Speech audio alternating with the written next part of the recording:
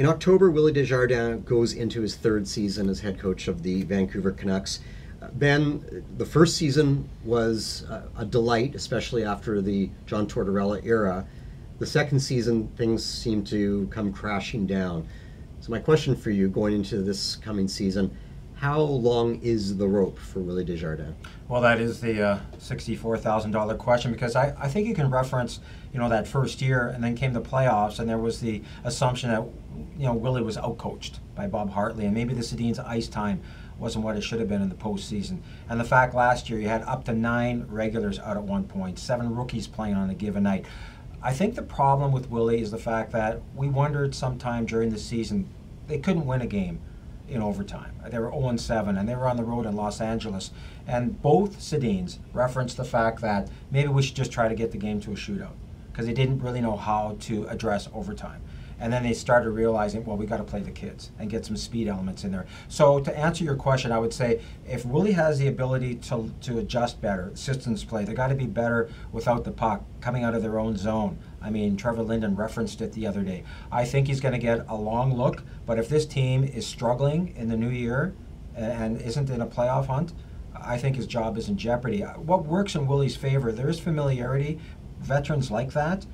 And Bo Horvat spoke the other day about how much Willie listens and really wants feedback from the players. That's great, but this season is about being more competitive. Being more competitive doesn't mean being close to the playoffs. It means making the playoffs. So the pressure's on Willie. I think he's got till January to make sure that the team is pointed in the right direction. Ian, do you think he's got that long? Because this was a frustrating year. They were one of the worst teams in the NHL. How much appetite would Canucks ownership and management have for a poor start? I mean, it strikes me that January is a long time. Is 6 weeks more accurate if they get off to a really bad start? Well, 2 weeks could be if they, come out of the gate 0-6. Although I think even then they would give them a little while longer. It all depends on performance, and Desjardins knows this. Jim Benning knows this. I think Francesco Aquilini knows this as well. That if the team is successful, then everything takes care of itself. There are a lot of things about Willie that people like. The players love him because he's demanding, but he's respectful. I think that Willie has shown more flexibility maybe than what we see. For a guy who got his first job at 58, he's not so entirely entrenched in his beliefs that he can't learn, and even he has sort of acknowledged that he's got to get better at certain things. That's all terrific, but it is a bottom line business. Last year was a poor season. There were a lot of reasons for that beyond just the coach. I think that Jim Benning, Trevor Linden, above all else, are going to be fair. They want to be loyal, but they know it's a business. They're going to be fair. So if the team should be winning, if all the players are available and they're healthy, and they don't have a particularly arduous schedule compared to what they had in the first half of last season, then Willie is going to be judged on that performance. But I get the feeling that he's going to be the coach through the season. But in answer to your question, it could be before January if things go really badly at the start.